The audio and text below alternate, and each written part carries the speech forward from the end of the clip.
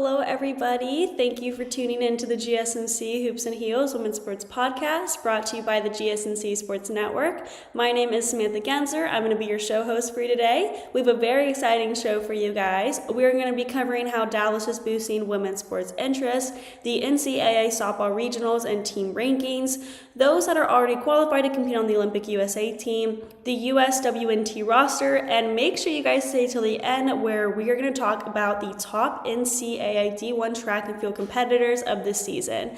Before we begin, I wanted to ask you guys to like and follow the show, and you can become a part of our show by tipping and donating. Your support means a lot to us.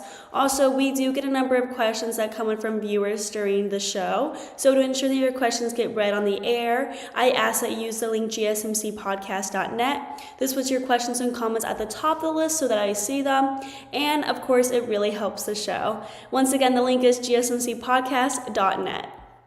Okay, now let's get started. I hope you guys enjoy today's content. We're going to be starting off today's show by talking about Dallas boosting the women's sports interest and scene with team moves and renovations. I'm excited to talk about this.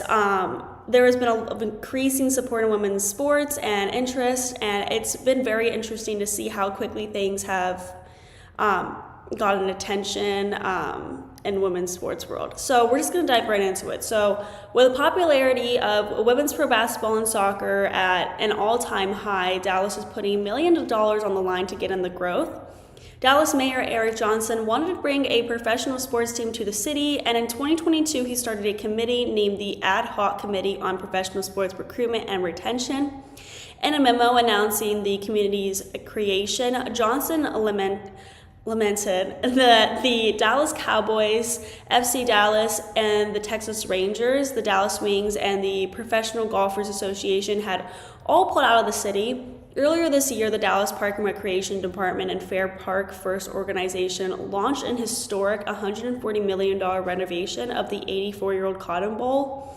Instead of working on the Fair Park Coliseum, the Convention Center's Memorial Auditorium received the funding for a nearly $8 million makeover.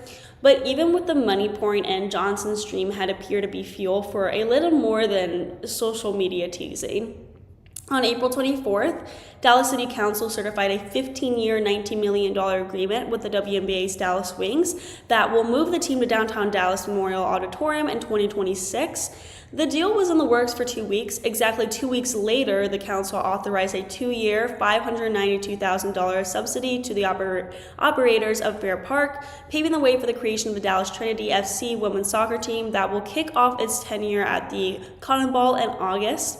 The team will be one of the 8 in the newly created U.S.A. Super League, which will play matches from fall to spring in line with the global professional soccer schedule. 5 years ago, some would have found it comical that the teams Johnson managed to secure for the city are women's teams. While those people are not exactly forward thinking, that attitude is indicative of the indifference that women's sports has and historically endured. Deloitte, a financial consulting firm, predicts that 2024 will be the first year women's professional sports in the U.S. surpasses $1 billion in revenue, hitting $1.2 billion. Compared with 2021's numbers, the domestic industry has spiked 300%, which is crazy. Globally, soccer and basketball are the highest revenue women's sports, and soccer specifically is expected to skyrocket this year, the Deloitte report says. Amanda Vandercourt, president of the U.S.A. Super League, said, "When we started this journey years ago, we thought we knew where women's sports was going, but the explosion we've seen in the past several years has blown the doors off what we could have predicted." So really the question of the day is, what set the stage for the women's sports boom?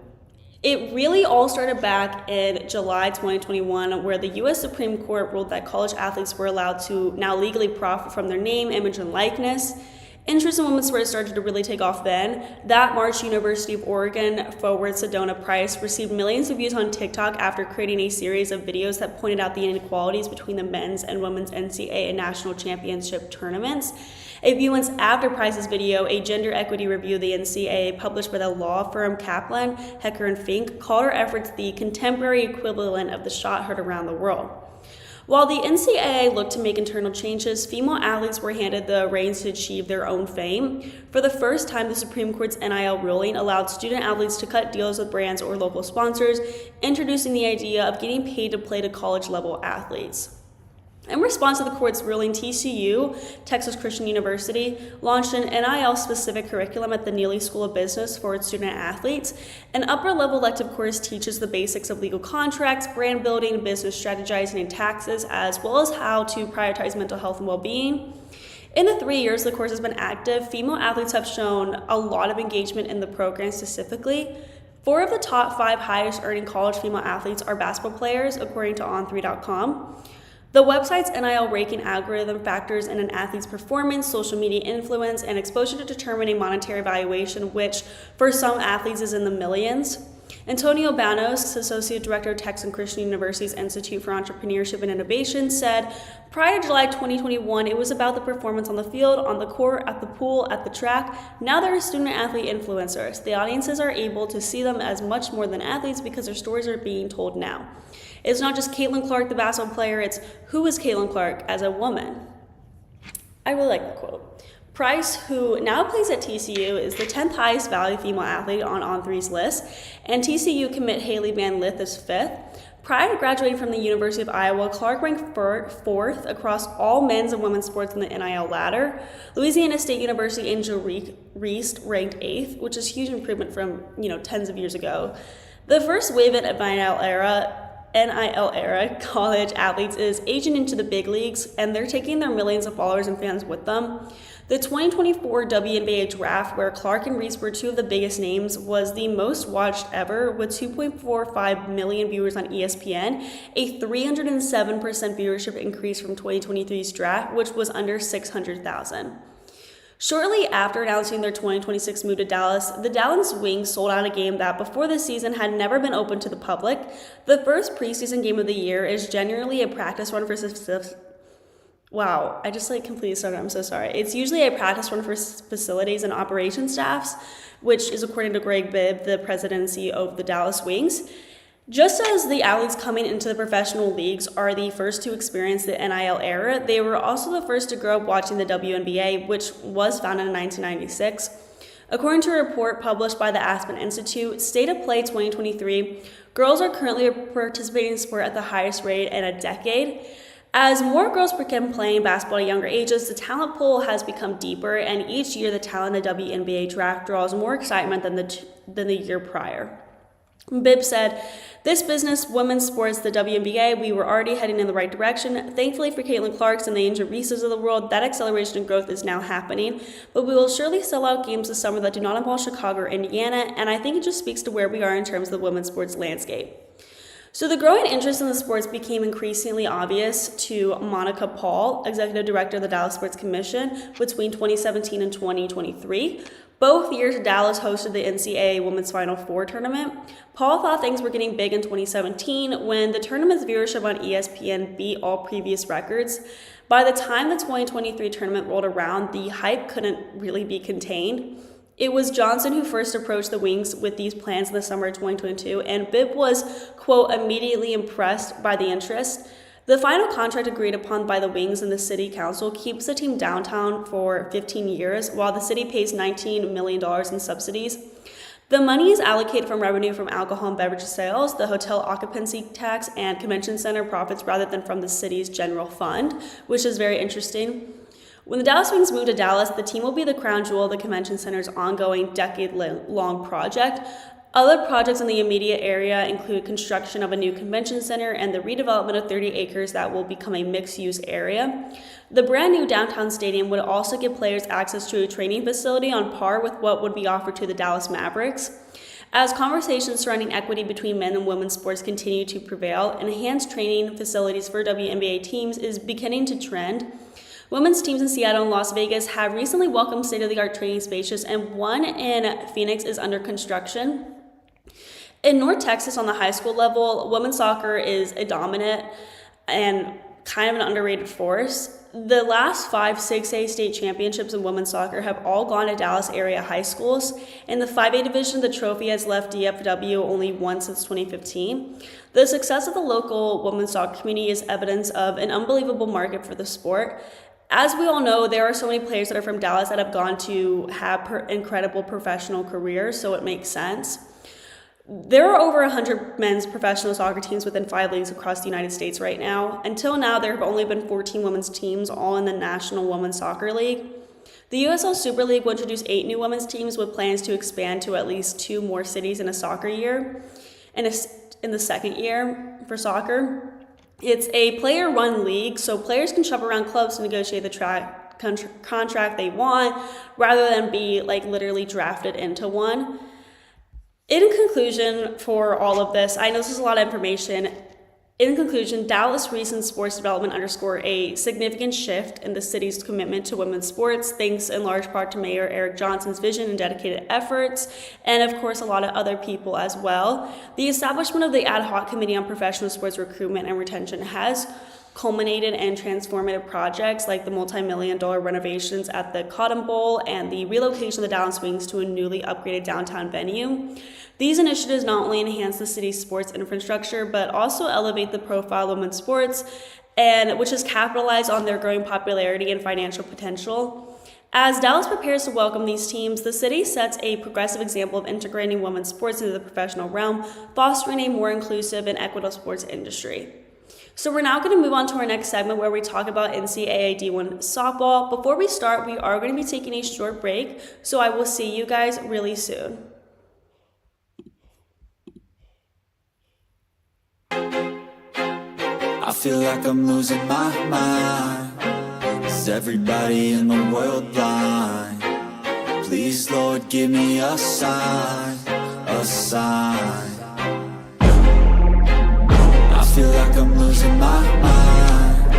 Is everybody in the world blind? Please, Lord, give me a sign, a sign.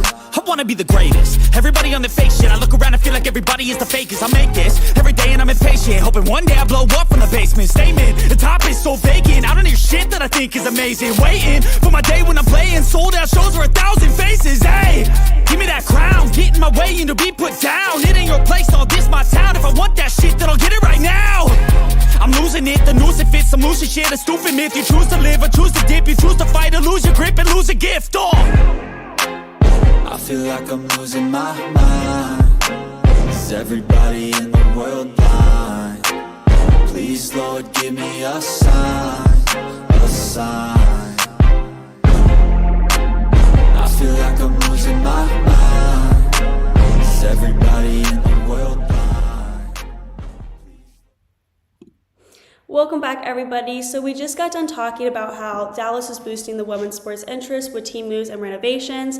I did get asked a quick question on hearing my opinion, and I just wanted to say quickly before we move on to the next segment that this is really, really huge for Dallas in the city itself, but also huge for the country as well. I feel like there has been a huge increase in interest in women's sports, and as a female, I am super happy to see this. I've always grown up watching female sports, and seeing that it has grown in interest is a huge deal for me and for a lot of women out there as well. I am shocked to see how many different soccer teams there are for men's compared to women. I feel like a lot of professional soccer teams in general don't get as talked much about until like the FIFA comes around or World Cup comes around.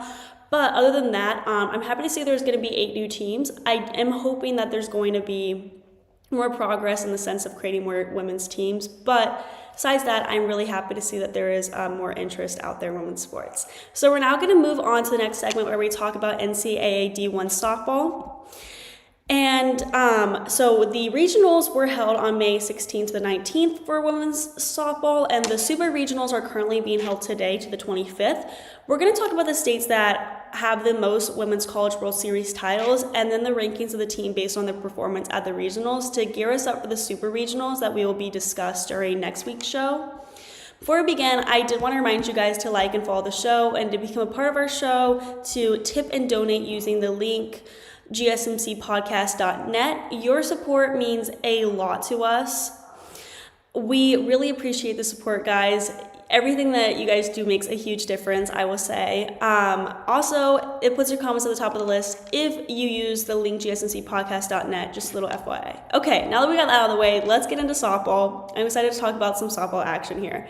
Okay, starting with a total of 2 titles is Texas. Texas A&M got 2 titles in 1983 and 1987. The Aggies were runner-ups, Aggies meaning Texas A&M, by the way, were runner-ups in both the 1984 and 1986 championships as well. While the Texas Longhorns, which is UT Austin, don't have any championships apparently, like they were the runner-ups in the 2022 championships. And I mean, we're going to talk about UT Austin more, but it does shock me just a little bit, but we'll talk about that more. Texas has always been known for their college sports, I feel like, and they have many amazing college softball teams. I feel like we use UT Austin and the Aggies a lot in sports, and it kind of shocks me a bit that Texas only has 2 titles, but I mean, their teams do still perform very well, even if they don't win the title. Next is Florida with a total of 3 titles. Back in 2014 and 2015, the Florida Gators won back-to-back Women's College Series World titles, becoming the first team in Florida to ever reach college softball's mountaintop and the first college softball team not named Arizona or UCLA to win back-to-back titles. Florida State made the climb in 2018, winning the national championship for the first time in program history. They have finished runner-up twice since then, in 2021 and 2022. And then with a total of 7 titles in the state of Oklahoma. Oh my gosh, I'm so sorry, guys. I forgot to change the title on here. I'm so sorry. I just noticed that. Anyway, with a total of 7 titles is the state of Oklahoma. Not really a shocker either. 6 of the state's 7 titles come from the Oklahoma Sooners in the last 11 years, which was 2013, 2016, 2017, 2021, 2022, and 2023. And the other came in 2000, super long ago. Patty Gasso has been at the helm for all of them. Given the amount of talent filtering into the state's flagship, that title total looks to really keep increasing, and I think that we're going to see a lot more victories for them. Next, we have Arizona with a total of 10 titles. Lots of that success comes from the Arizona Wildcats, as they've won 8 championships in total: 1991, 1993, 1994, 1996, 1997, 2001, 2006, and 2007. And then Arizona State picked up the torch for a brief time in the late 2000s and early 2010s, winning titles in 2008 and 2011. And Arizona-based college hasn't been in the finals since 2011, so these are all very, I don't want to say old because it's not that long ago, but it's not very recent, their titles. Anyway, lastly, we have the state of California with a total of 16 titles. California total was really helped a lot by UCLA, as 13 of those 16 come by way of the UCLA Bruins. And we're going to be talking about the UCLA later too. UCLA won championships in a lot of numbers here: 1982, 1984, 1985, 88, 89, 1990, 1992, 95, 99, 2003, 2004, 2010, and 2019. Accounting for the 3 other titles is Cal State in the year 1986, and Fresno State in 1998, and then California in 2002. Now let's move on to how the rankings are looking, so you know who to watch out for in the super regionals. I just want to make clear that some of these are not the official rankings. Some of these are the same as the official rankings, but I changed and switched them around due to their performance in the regionals. I mentioned the teams move up from last year's ranking, or they move down from last year's rankings. And when I say that, I just mean that they have been doing much better or worse, and in my opinion, they are ranked lower or higher than they were last year. If I was literally the person ranking the teams, this is how I would have them, if that makes sense. So I just wanted to make all that clear, and now we can actually get started. First is, no shocker, UT Austin with a record of 47-7. They were also ranked number 1 last year, so this is really no shocker. I really think they have a good chance to win a title this year. They dominated the regionals, and they outscored their opponents and nearly had 2 no-hitters. Then at number 2 is University of Tennessee with a record of 40-10. They were also ranked 3rd last year. I know someone who plays for the school, and let me just say they train hard, so hard. They are always working on speed, agility, and strength, and it really comes together during their games. They ranked up this year because they didn't allow a single run in their regionals. Their pitching was always good, but their offense really showed out too. Kiki Malloy continued to shine, and Riley West had a 5 RBI day against Virginia. And then at third is the University of Oklahoma with a record of 49-6. They were ranked at number 4 last year, so this is a pretty big jump for them, I'll say. They got a lot of new players and have made a lot of defensive improvements since last year. Nicole May has been continuing to pitch well, and hopefully she's able to keep that up. At fourth is the University of Florida with a record of 42-12. They were in 7th last year, so I mean, good for them. They're doing better. They were able to move up the rankings on my list here. The team got a lot more attention on the media this year. I felt like, I don't, this is kind of random, but I feel like last year the media was mainly occupied reporting on UT Austin, and that makes sense considering they were ranked first, but it's good to see that there's more attention on the schools that are ranked below the top 3, because those schools really can always surprise you with who they end up beating and how they end up doing. Skylar Wallace tied the Division I career runs record with her 302nd run score, continuing an 11-game hit streak.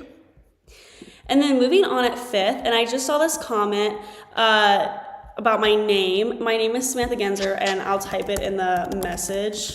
Oh no. I forgot to put the R in there, but it's Genzer with an R at the end. Genzer. Okay, and I am on every day, Monday to Friday at 8 p.m. Eastern Time to 9 p.m. Eastern Time also. Okay, so at 5th, we have Oklahoma State with a record of 44-10. They were ranked 2nd last year, so it isn't great for them that they are down ranks. During the regionals, they pretty much just cruised through, which I guess isn't technically that bad of a thing since they're still in good ranking. And I mean, cruising through isn't the worst thing in the world, but they didn't shock me with anything that was super impressively good, if that makes sense. But still, I don't know. I don't know. I felt like 5th was a good spot for them. Anyway, at number 6 is Duke University, who was ranked 5th last year, and their record is 47-6. I was having trouble deciding between UCLA and Duke at number 6 because they both have been doing really well. But what sets Duke apart is the power duo of Jayla Wright and Cassidy Kerr. And then UCLA is ranked number 7 with a record of 37-10. UCLA is very known for their sports. I mean, we know that, especially beach volleyball. Their win against Virginia Tech and overall success in a tough regional makes them look very good. But still, I felt like Duke just had been outperforming them in some aspects. At number 8 is LSU because their offense put up big numbers for sure. They will be facing Stanford in the Super Regionals, which is going to be a really interesting game and fun game to watch because the next ranking I have is at number 9 is Stanford.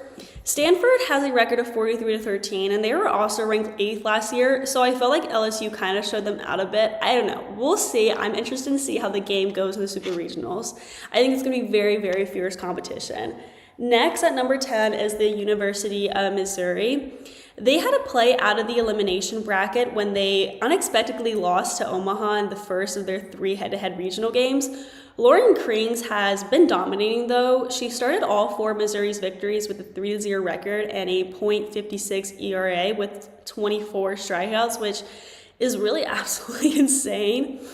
By the way, we're going up to the 13th ranking, just FYI. Okay, so continuing on to number 11 is Florida State. They had a strong offense that stepped up with a 10-4 win over Auburn University in the regional final. They really have been dominating some of their opponents, and that has brought them up in rankings since they were ranked 16th last year. At number 12 is Texas A&M. I thought they were going to do better in the regionals, to be honest, so I'm a bit disappointed. They still did very well, but I was kind of underwhelmed with their performance and not in a good way. They currently have a record of 30-14, and they were previously ranked at number 10, so that is why I put them down to 12. I'm not saying they did bad at all means. I just mean that I thought that they would have done better in a way. I don't really know how to explain that, but you know when you have like expectations of a team doing like so amazing and like knocking it out of the park, and I don't know, I guess sometimes we have over the top expectations. Finally, at number 13 is Alabama. Alabama got through Southeastern Louisiana twice, coming out strong after battling out an extra inning victory in their first meeting. Kayla Beaver has always been strong in the circle, but Alabama's offense is now making strides. They will have an interesting matchup against Tennessee this week, but still, I'm not sure if it is going to be that close of a game considering how good Tennessee has been looking, I'll say. So that concludes this segment on D1 softball, and now we're going to move on to the Olympics, where we talk about people who have already qualified to compete on Team USA for the sports sailing, climbing, open water, swimming, and golf. Before we get into that, we are going to be taking a very short break, so I will see you guys soon. Looking for your daily fix of sports talk without having to pay for it? GSMC Sports Network is available on YouTube. Just search GSMC Sports Network. Get your fix of daily sports talk shows on YouTube, absolutely free. NFL, college football, NBA, MLB, MMA, UFC, fantasy football, and so much more. GSMC Sports Network has shows running all day long, with new sports shows starting every 2 hours. Just like on your favorite cable sports channel, except GSMC Sports Network is absolutely free. Just search GSMC Sports Network on YouTube to catch one of your new favorite shows, like the GSMC College Football Podcast, Chip Shot Football Podcast, Hoops and Heels Women's Sports Podcast, GSMC Basketball Podcast, and so many more. Check it out for yourself. GSMC Sports Network, now available on YouTube absolutely free. Search GSMC Sports Network on YouTube right now.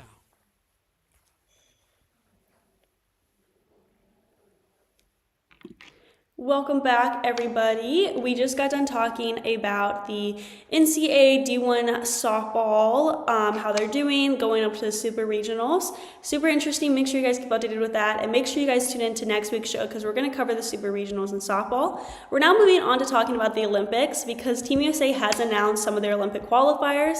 We'll talk about the sports sailing, climbing, open water swimming, and golf.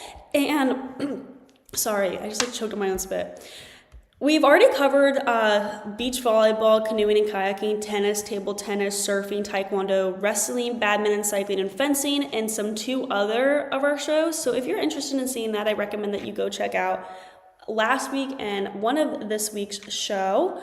Okay, so let's first talk about those who qualified for the Sailing U.S.A. team. Okay. Those who qualified are Laura Delman-Weiss, Daniela Moroz, Sarah Newberry-Moore, Erica Reinecke, Stephanie Robel, Maggie Shea, and Maggie Shea, I think it is, sorry, and Dominique Stater. Laura Delman-Weiss is a notable figure in the world of sailing, particularly in the Olympic class 470 sailing competitions. Her strengths lie in her deep understanding of boat handling and race strategy, which are crucial for the dynamic and often unpredictable conditions of Olympic sailing. Her experience in high-pressure situations, ability to adapt quickly to changing conditions, and her synergy with her sailing partners amplify her effectiveness and competitiveness in the water. Delman-Weiss's campaign for the 2020 Olympics and participating in World Championships and other international events such as the Handball World Cup Series were significant parts of her career. Daniela Moraz has clinched multiple World Championship titles in the Formula Kite class. Her repeated success at these events demonstrates her consistency and excellence in competitive kiteboarding. Moroz has been honored as the Rolex Yachtswoman of the Year multiple times. This prestigious award is given to sailors who show outstanding achievements in competitive sailing, and receiving it multiple times underscores her exceptional talent and dedication.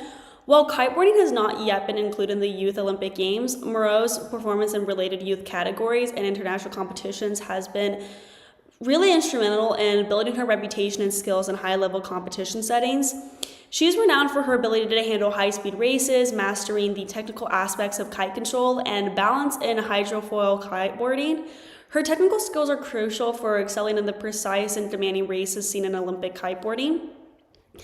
Sarah Newberry-Moore achieved significant success at the 2013 Pan American Games, where she won a gold medal in the multi-hill category. She has also shown strong performances in events like the U.S. Sailing Rolex Miami's OCR, which is a part of the ISAF Sailing World Cup, really indicating her ability to compete at high levels consistently. Moore has been involved in Olympic campaigning, notably for the 2016 and 2020 Olympics. These campaigns require extensive preparation, commitment, and mastery of sailing skills, which are crucial for competing at the highest levels. The NARCO 17 class is particularly challenging as it requires seamless coordination with a sailing partner in mixed gender teams. Moore's ability to work effectively in the team setting is demonstrated by her consistent performances. Now moving on, during her tenure at Boston College, Erica Reinecke excelled in collegiate sailing, earning the prestigious title of College Sailor of the Year. Reinecke has been a consistent performer on the international stage, securing top placements in laser radial youth and senior world championships. She also competed in the 2019 Pan American Games in Peru, where she won a medal demonstrating her talent and adaptability in international competitions. Competing in the laser radial class requires mastering a variety of sailing skills, including boat handling, speed control, and tactical racing strategies. Reinecke's success in this class demonstrates her high-level proficiency and understanding of the dynamics of single-handed sailing and all those fundamentals. Then we got Stephanie Robble, who earned a prestigious world championship title in women's match racing. This title is a testament to her strategic performance, boat handling skills, and competitive spirit, and it's positioned her among the elite in women's sailing. Also, she has been recognized as U.S. Sailing's Rolex Yacht Woman of the Year, an honor awarded to sailors who demonstrate outstanding achievement in competitive sailing, and we've been over that with one of the other Olympic competitors as well. Robble has also been active in Olympic campaigning, and particularly in the 49er FX class, a high-performance skiff designed for two-person teams. Robble's success in both match racing and fleet racing has showcased her broad skill set. Match racing requires precise boat handling, tactical decision-making, and psychological warfare against opponents, while fleet racing demands speed, consistency, and the ability to manage multiple boats in variable conditions, so you can already assume how much talent you need in both of those. Maggie Shea represented the U.S. in the 49er FX class at the Tokyo 2020 Olympics. Competing in the Olympics is a testament to her high-level skills, dedication, and competitive spirit, and it has really marked all of these sailors as one of the top sailors in their class, considering that they all have qualified. Shea has consistently performed well at the 49er FX World Championships and has secured top positions. Shea's prowess was also on display at the Pan American Games, where she won a medal there. This achievement adds to her profile as a versatile and competitive sailor across different types of racing formats. Shea has demonstrated her adaptability and tactical intelligence in managing these changes effectively during races. Her ability to make quick decisions under pressure is crucial for navigating courses that often feature shifting winds in tight competition. Lastly, Dominique Stater, she was the winner of the U.S. Olympic team trials. She also earned a silver medal in the 2023 Pan American Games, and she also was the winner of the U.S. Open Series in Miami, San Francisco, and Long Beach in 2022 and the year 2023. So now I'm going to talk about those that qualified for sports climbing, and those people are Natalia Grossman, Emma Hunt, and Piper Kelly. Natalia Grossman has excelled on the IFSC Climbing World Cup circuit, particularly in bouldering. In addition to her international success, Grossman has also dominated national competitions and secured titles at the U.S.A. Climbing National Championships. Grossman's climbing style is characterized by her superb problem-solving skills, precision, and strength, especially in bouldering, where powerful and dynamic moves are required. Her proficiency in lead climbing also demonstrates her endurance and strategic route planning. Emma Hunt holds the American Women's Speed record with 6.301 seconds set at the U.S.A. Climbing North American Cup in Salt Lake City in April. Very recent. Hunt finished second overall in speed at the 2022 IFSC Climbing World Cup and has 4 World Cup podium finishes overall. She finished 7th at the 2021 IFSC Climbing World Championships. Hunt won her first senior event at the 2021 IFSC Pan American Championships in Ecuador, and she also won the gold medal in the women's speed event at the 2022 World Games in July 2022. Lastly, Piper Kelly, she secured her spot at Paris 2024 after beating Emma Hunt.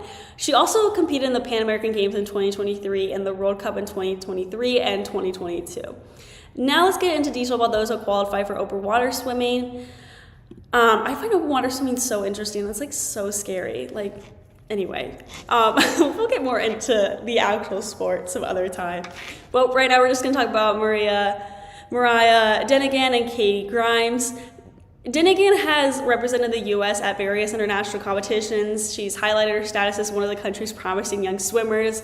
Her participation in events like the World Junior Championships provides her with valuable experience in high-level competition at a young age. Her experience in multidiscipline international competitions, including potentially the Youth Olympic Games, speaks to her broad capabilities in swimming. Open water swimming, it demands exceptional endurance and stamina, traits that Dinnigan has developed through rigorous training and competition. Her ability to maintain speed and efficiency over long distances is crucial in open water races. It is so impressive to me. Last, let's talk about Katie Grimes. We've all have heard this name before. She has competed in events like the World Aquatic Championships, and she represented the U.S. at the Tokyo 2020 Olympics at a remarkably young age, competing in distant freestyle events. In national competition, Grimes has consistently performed well, often placing at the top in her specialty events. Grimes excels in distance freestyle swimming, a discipline that demands excellent endurance, pacing, and technique. These attributes are also critical in open water swimming, suggesting she could transition effectively if she focuses more on this area, I suppose. But, I mean, given that she has talent in the other type of freestyle swimming is already going to help her enough, you know, if you think about it. And she qualifies, so clearly she's good. Anyway, despite her young age, Grimes demonstrates a maturity in her racing strategy and mental toughness. And finally, we're going to talk about golf, where Nelly Korda is the only one that officially qualified for the team so far. One of Korda's most notable achievements is her victory at the Women's PGA Championship in 2021. That's really where she really got her name known. Korda represented the U.S. at the Tokyo 2020 Olympics, where she competed in the women's individual golf event, finishing just outside medal positions. Also, Korda reached the #1 rankings in the women's world golf rankings, a testament to her consistent performance across various tournaments. Korda is known for her powerful and accurate drives, and her proficiency in putting and short game has been critical to her success. I combine the word critical and crucial, I think. I just did that. Anyway, it's been critical and crucial to her success. Last week, she clinched her 6th 2024 title at the Mizuho Americas Open, and that's marked another significant milestone in her career. She became the first American player to win at least 6 times in an LPGA Tour season since Beth Daniel in 1990, who won 7 times that year. With the second major of the season coming up, the 14-time winner is not really worried about keeping the momentum going and is looking forward to a week off before teeing it up for the U.S. Women's Open. And according to her interviews, Nelly Korda's achievements in the golf world are impressive, and her ongoing development and success make her a significant figure in the sport. Her technical skills combined with her competitive mindset and the ability to perform in high-pressure situations ensure that she will likely remain at the top of women's golf for years to come, in my opinion. I really am inspired by her. She is very technical. So now we're going to take a short break before we begin our next segment, where we're going to talk about women's soccer. We have a few updates on that, and we will see you guys soon after our break.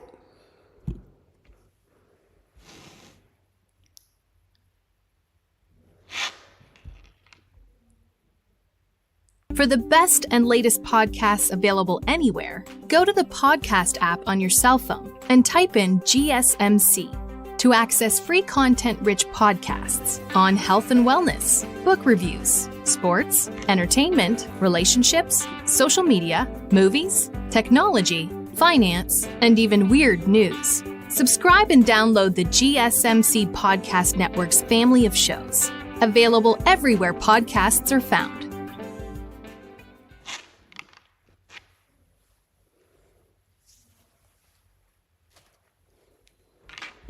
Welcome back, everybody. We just got done talking about who has already qualified for the Olympics in sailing, climbing, open water swimming, and golf. And now we're going to transition to talking about soccer.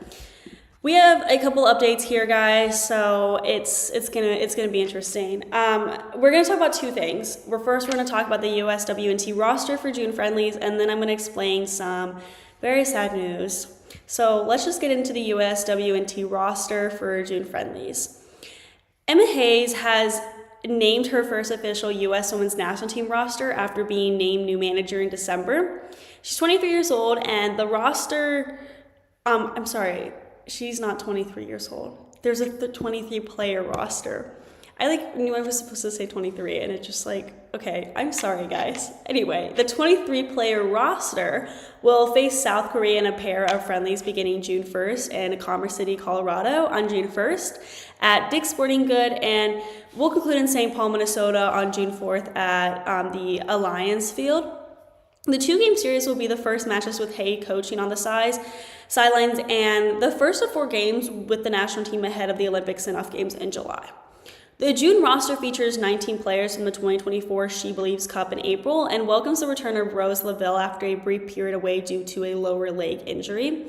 Lavelle is 2 appearances away from 100 career caps, so she'll become the 43rd player to reach the milestone if she competes in both June friendlies.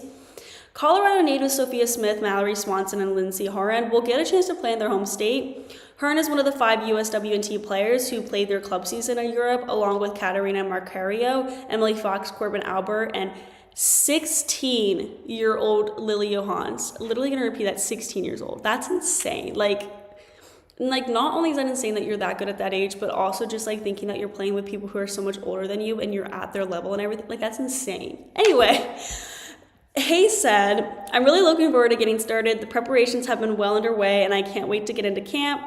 We know it's a short turnaround and we have a lot of work to do, but I am fully focused on making sure that the performances are at the levels that are required to compete.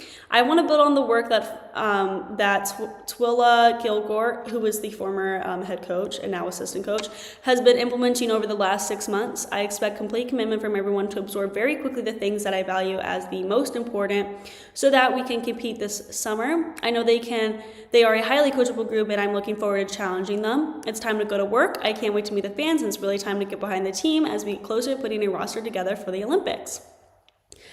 Absence from the roster, which is shocking, is Alyssa Naher, who sustained a thigh injury on May 12 during NWSL club play, and defender Abby Dal Kepner. Other NWSL players who have been dealing with injury during the NWSL regular season but have been named to the June training camp are Lavelle, Alex Morgan, Tierna Davidson, Naomi Girma, and Jaden Shaw. 2 players have earned their first senior national team call-ups with Chicago Red Stars center back Sam Stabb and midfielder Washington Spirit Hal Hirschfeld. Hayes has also included 3 training players into the mix: midfielders Olivia Moultrie, Corix Bethune, and defender Kate Weisner. The trio will not be on game day rosters, but will train with the team. So let's just go over the complete roster to just lay this out and make this a lot clearer.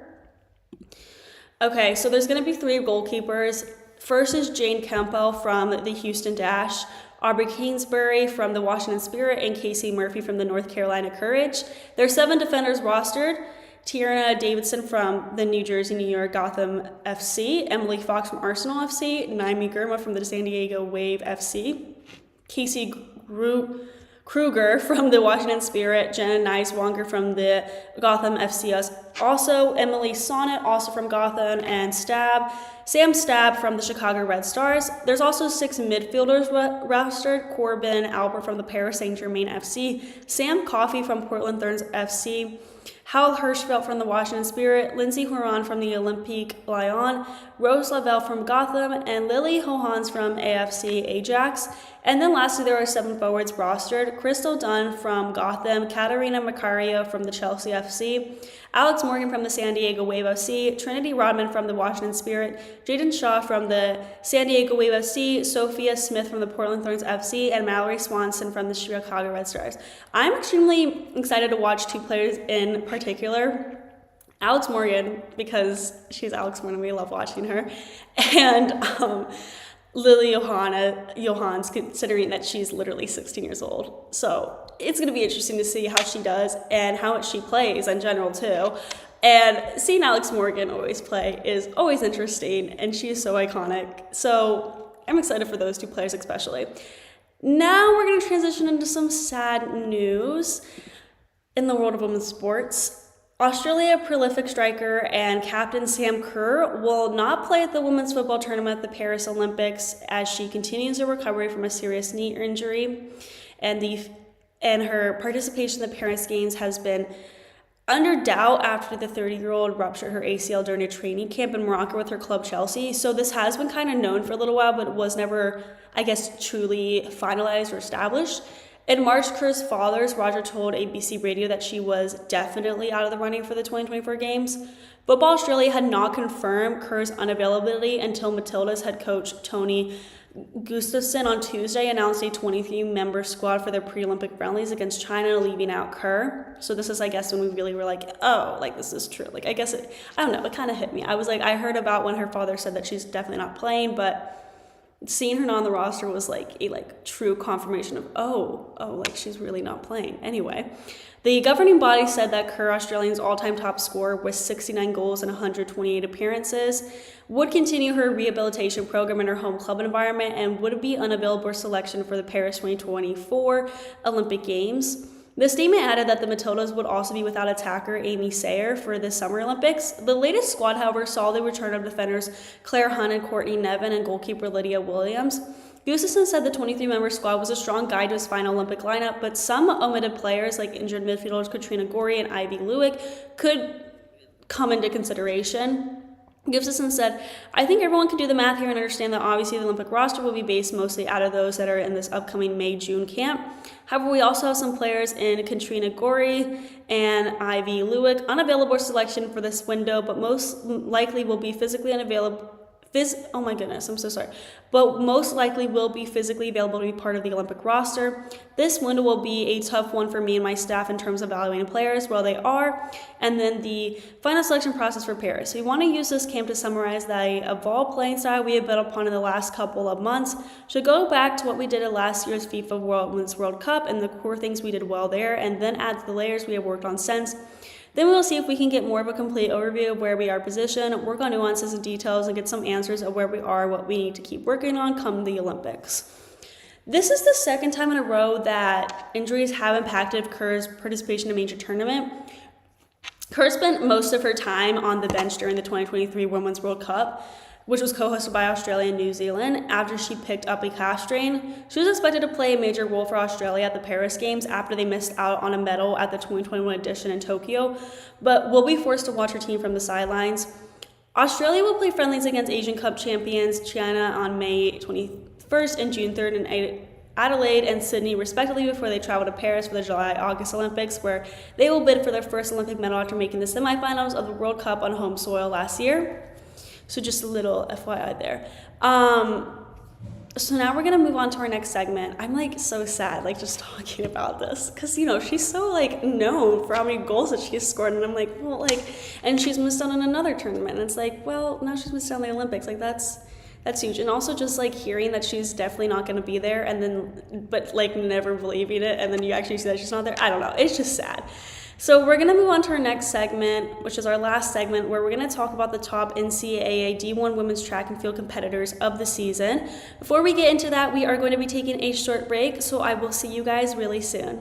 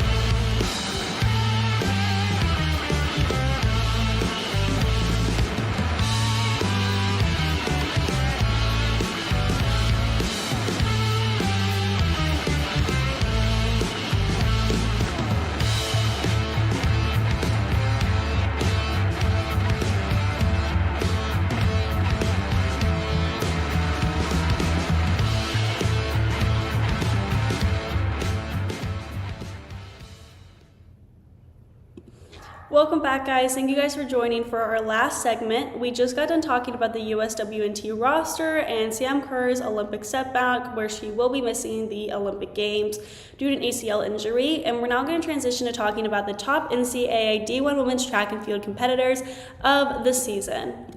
Okay, so let's just get started. So we're going to get started with Doris Lemgol. from the University of Alabama. Lemgold is a freshman, and she ran the second fastest steeplechase in NCAA history at 9 minutes and 22.31 seconds in April. She is from Kenya and is primarily a long-distance and cross-country runner. She opened her collegiate career perfectly with a first-place victory at the Southern Showcase running the 5K. Also this year, she finished as the national runner-up at the NCAA Championships for the 6K. In the outdoor season of this year, she captured a first-place finish in the women's 1,500-meter race at the Crimson Tide Invitational. Her time of 4 minutes and 11.90 seconds is the fourth fastest mark in program history and in the NCAA this season. She also was awarded 2023 SEC Women's Freshman of the Week in cross country on the week of September 19th and October 17th. And she was awarded the 2023 USTFCCCA National Athlete of the Week in cross country on the week of October 2nd. Lastly, one of her most notable awards is being awarded 2024 Indoor Second Team All SEC. Being a freshman, she has so much potential and a bright future ahead of her. I can't wait to see the many more awards and records she will hold in the future, and I definitely see her taking off even more after college. But she is a freshman, so it is going to be interesting to see how many more accomplishments she has in her collegiate career.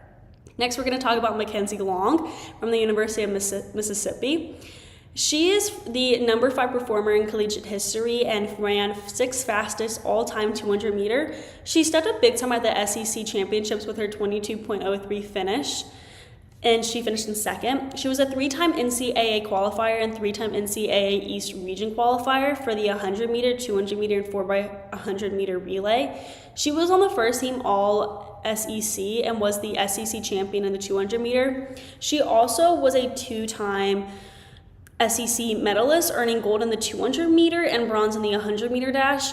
Moreover, Long holds school records in the 100 meter, 200 meter, and 4x100 meter relay. Those are her awards, honors, records from her outdoor season. From her indoor season, though, she was a 2-time first-team All-American and 2-time NCAA qualifier in the 200 meter and 60 meter race.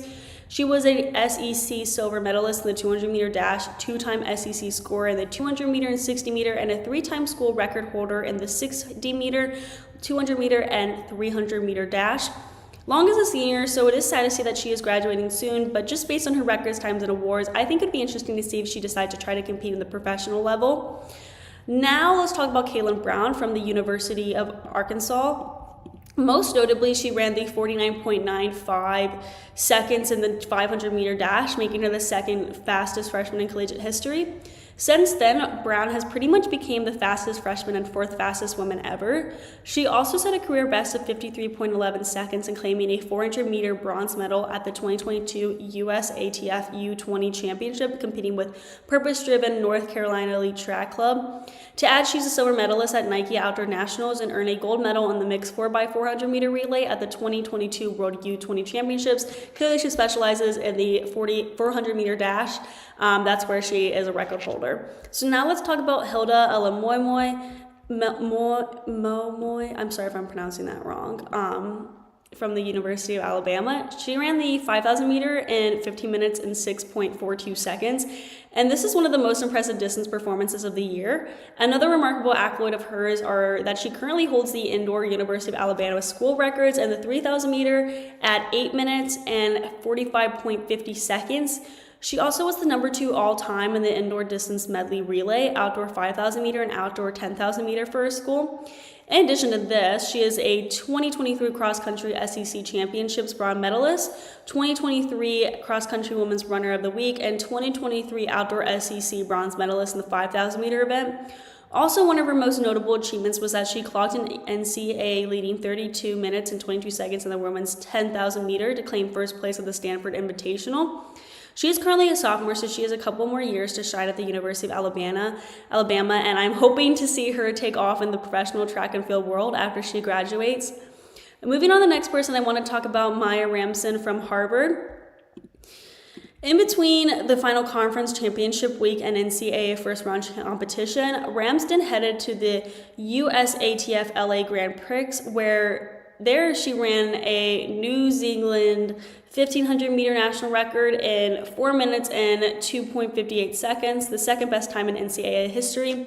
Also, she was the NCAA champion, NCAA first team All-American, and had an honorable mention and all in the 1,500 meter run that year. Furthermore, Ramsden was on the first team All-American in the indoor mile and 3,000 mile run, as well as the Ivy League champion and first team All-Ivy in the indoor 1,000 or 1,000 meter and mile event.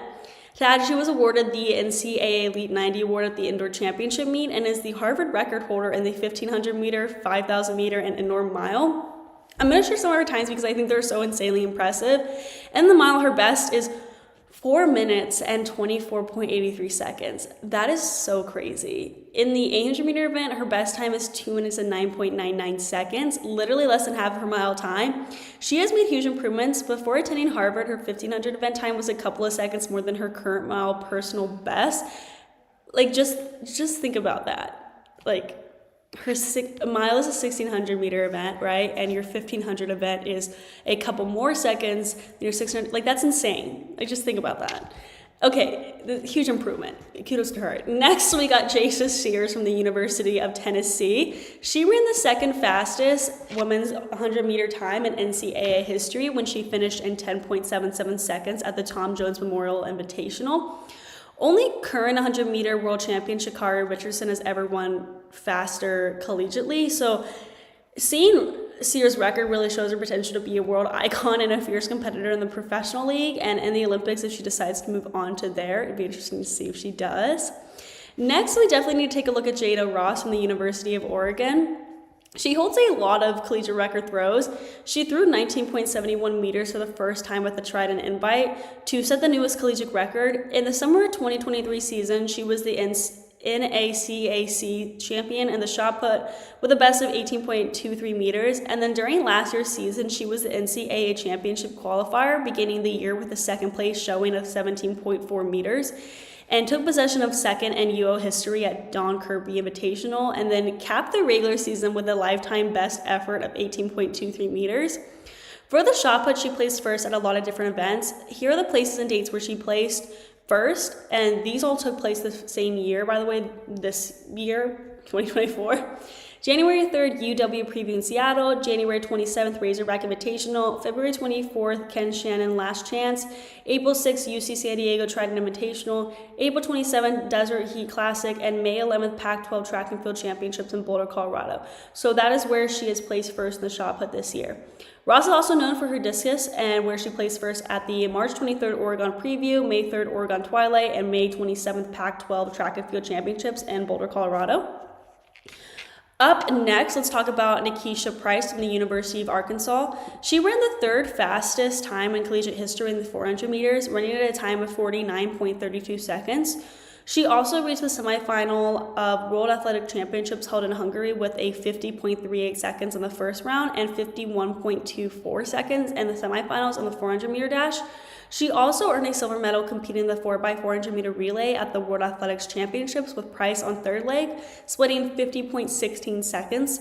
Lastly, she was a bronze medalist in the 400 meter at the NCAA Championships and a member of winning 4x400 meter relay at the meet being the third leg split. Her other collegiate best marks include 23.33 seconds in the 200 meter dash. Lastly, I wanted to put focus on Michaela Ross from LSU.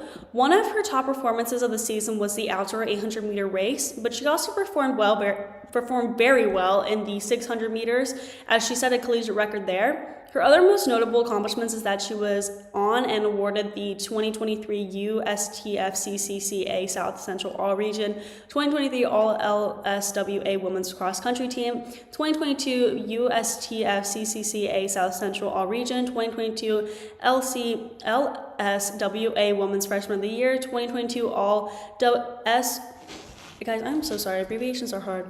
2022 LSWA Women's Cross Country Team, and last but definitely not least, she was on the 2021 to 2022 season SEC First Year Academic Honor Roll. She's made a huge commitment to her activism in athletics, which is inspiring for young female athletes who want to continue competing in college.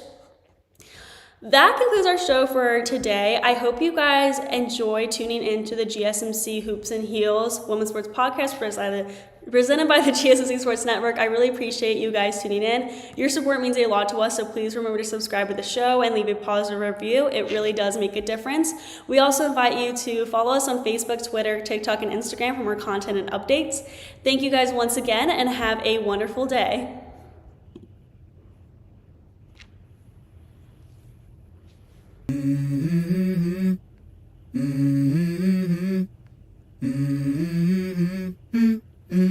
Let's go. I wake up to a little bit of drool on my pillow, feel like it's gonna be a bad day.